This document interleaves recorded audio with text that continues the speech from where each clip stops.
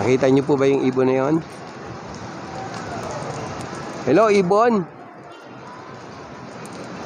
Hindi na siya gumagalaw. Dalawa po sila. Ano po sa tuktok ang ibon? Hello, ibon! Gumalaw ka, ibon! So, doon po sa kabundukan. Philippine flag po ng Pilipinas. Ang flag ng SM. At nando pang ibon sa taas. Yun!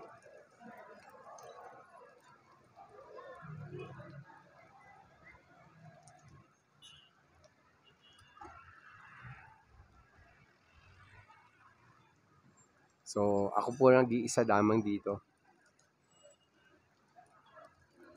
Hello, hello, hello. Hello, how do you do? So, dito po tayo sa Baguio. Sa itaas po ng terrace ng SM City Baguio.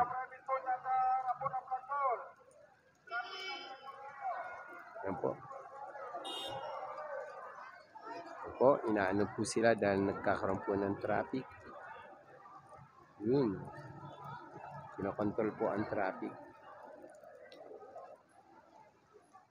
Sa traffic na po dito sa SM City Baguio.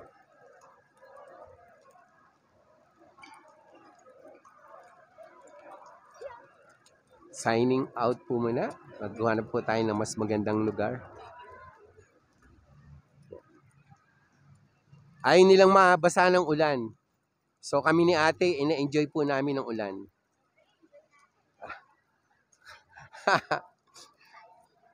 Minsan lang pong maranasan ng ulan sa Baguio. Yan. Kaya enjoy po natin ang blessing ng rain. So ito na po sila. To God be the glory. Salamat po. So, ay, pambihira, sabi ko na nga ba eh. Kontakin ka para mapunta ka dito eh. Nakita mo na sila papa mo? Ayun o.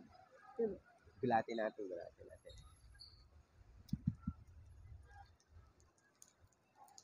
Pastor Donnie, may kasama ako. Papakilala ko sa'yo. Baka kakilala mo.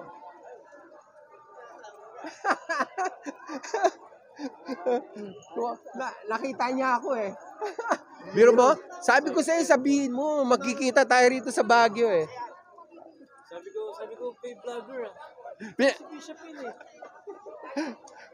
Nakita niya ako nagbablog, kaya napalapit sa akin. Sabi ko, papakilala kita.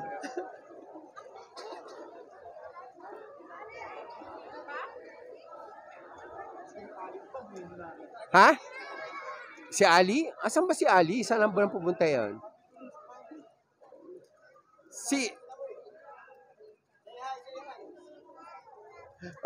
Ako napansin eh, sabi ni John Paul, parang may vlogger doon. Si Bishop pala yun. Andyan, kumakain sila. So, ayun po, nakakita po tayo ng isang kakilala. Sabi ko na nga po, may lumalapit sa akin. Yun po, nagkita na sila ang mag-ama.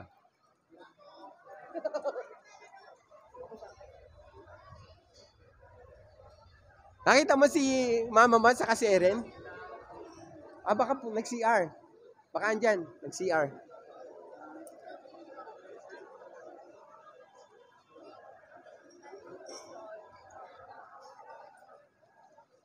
Tama naman, what a small world, di ba? Oh. Napansin niya kasi ako doon, nagba-vlog. Sabi niya, parang may vlogger doon. Pagkita niya, si Bishop yun. Tama, all things work together for good. Kung hindi ako doon nag-vlog, hindi niya ako makikita. Andun sila, kumakain. So, hinihintay pa ho namin ang aming mga kasama dito.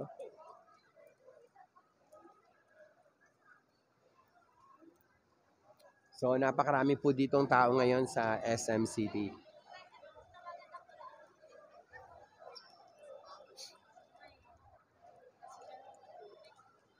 Kapon po ba ate umulan dito? Ay, no, isang araw, no? Isang araw. Oo nga eh. Ngayon na naman biglang umulan. Plano naming umikot, di kami tuloy makaikot. Dito kami tuloy bumagsak. Yan po. So, nung isang araw po, malakas ang ulan dito. Doon nga po sa transient house na pinuntahan namin ay sobrang bumaha ng mga basura. So, andyan po. Inaantay lang po ni John Paul ang kanyang